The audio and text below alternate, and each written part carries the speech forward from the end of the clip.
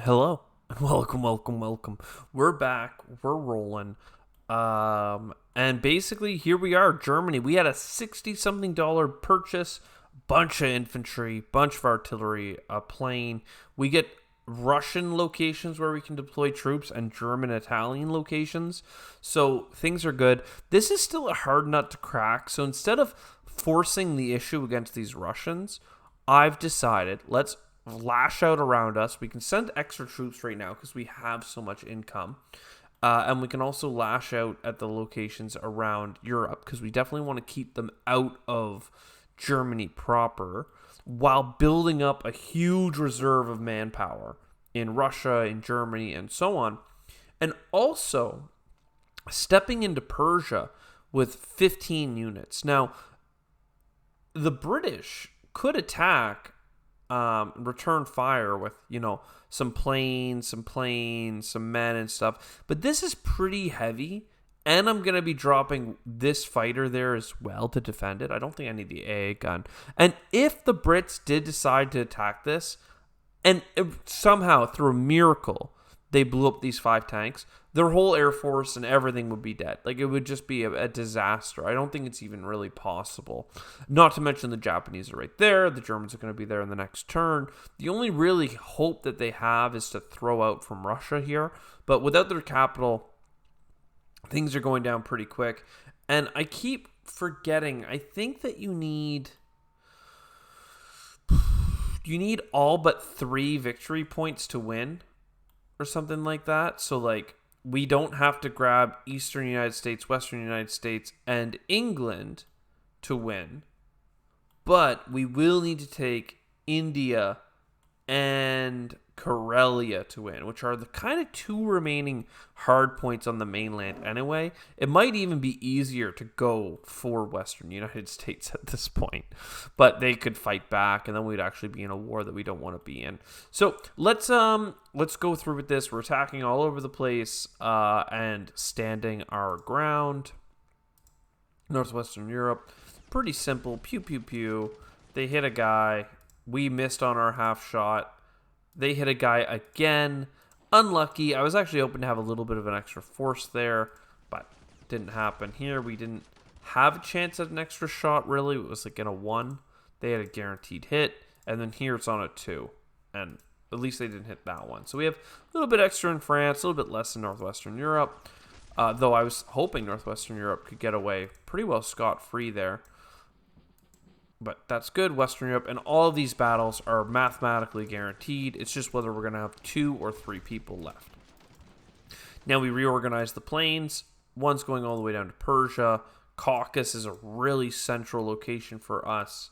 And then a couple planes into Germany just to maintain the certainty that there's just no way for them to get in here, even with all these transports, and even if all these planes were right over Germany. It's just chock full of dudes ready to do dude things for their evil country. So it's done.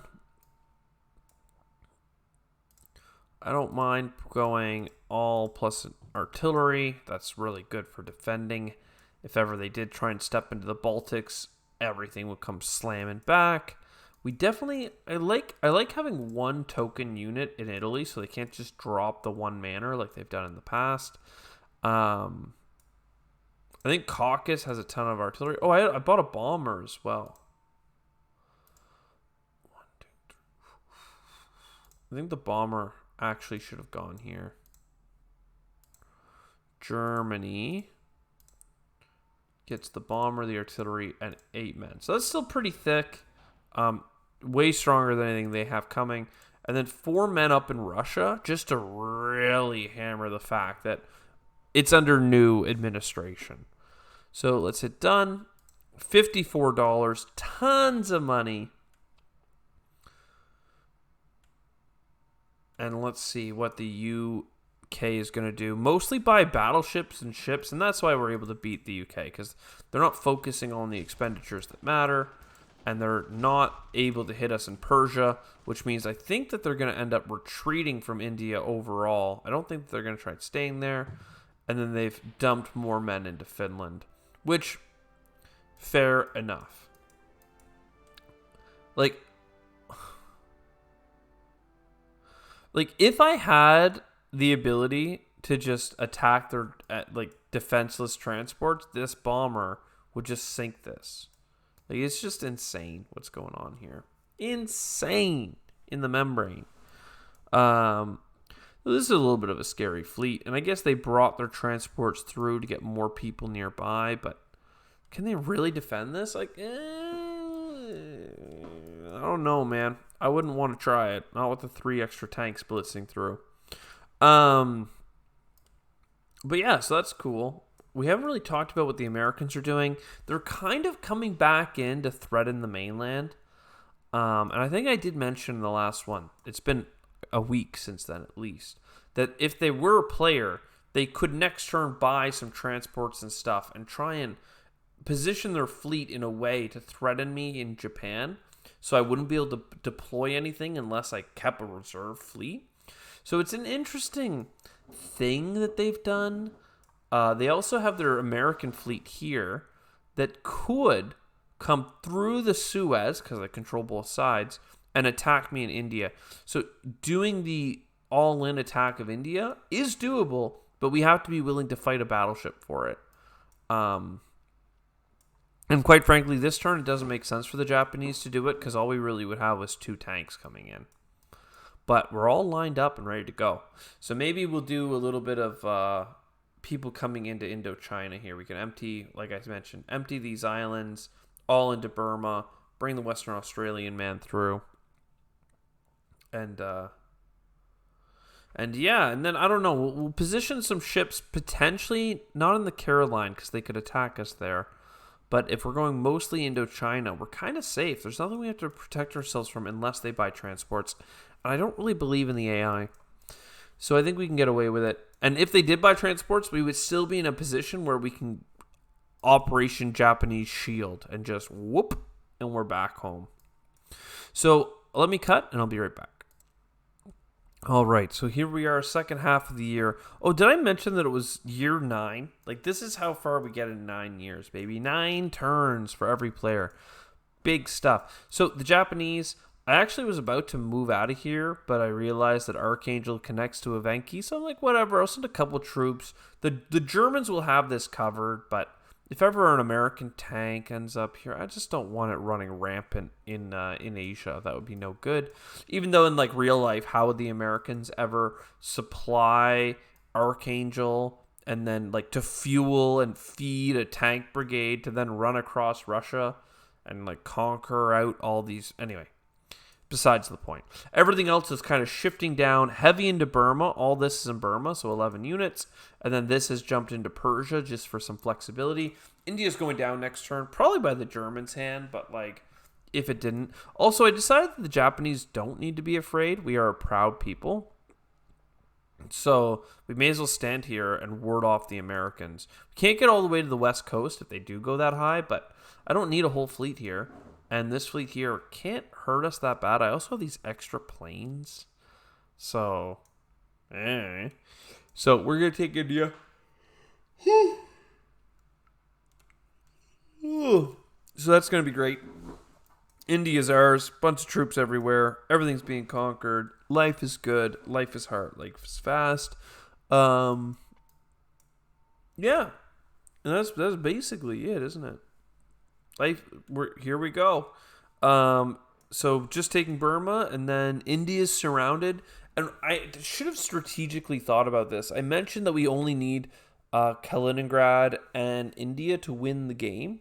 In that case, maybe I should have been smarter and just gone all in with the Germans, knowing that I could force India's hand. But like, also, I think Germany stepping in for just this one turn is what allows India to force the issue here. And even if Germany does end up taking it, it won't take very long, 1, 2, to get those tanks back in. So, maybe even 3, but whatever. And we can also start buying tanks in Germany. Just throw down $60 worth of tanks. That's 10 tanks that can go whoop into Kaliningrad next turn, perhaps. Consolidate a bunch of men. To that end, I could fly planes here. You know what? Now that I've talked it out, let's do that. Let's fly our planes from India to resupply this aircraft carrier. Let's move our bomber somewhere safe. And then these planes, if the Germans do take this location, could act as a defensive force and land there, because the German planes won't be able to, because they will have just conquered the territory. So interesting stuff. Lots of flexibility here. Let's hit done. And it's just the one battle, right? So good stuff. Non-combat move. There are none.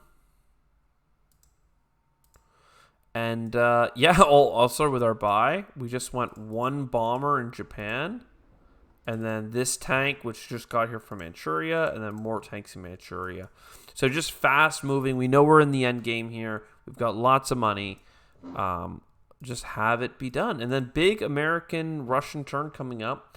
Are they going to fold, or are they going to strike back? One last huzzah.